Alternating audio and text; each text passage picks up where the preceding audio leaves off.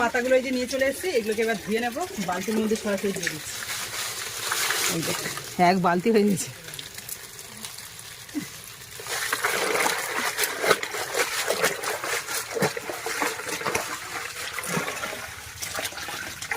ভালোভাবে ধুয়ে নিয়েছি, এবার ঝরাই তুলে দিচ্ছি।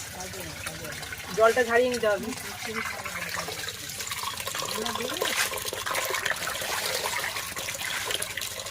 ধুয়ে নিয়ে আবার সেই তেজপাতা গাছের কাছেই চলে এসেছি রোদ্দুরে দেওয়ার জন্য। একটা ব্যানার নিয়ে এসেছি, এর উপরেই দেবো। এখানে কিন্তু অনেকক্ষণ রোদ্দুরটা থাকে, সেই জন্য দিচ্ছি।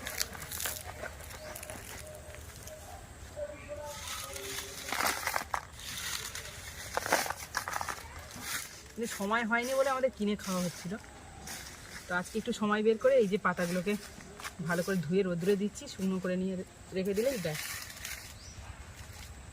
বন্ধুদের কারো তেজপাতা গাছ থাকলে অবশ্যই কমেন্ট করে জানাবেন তো।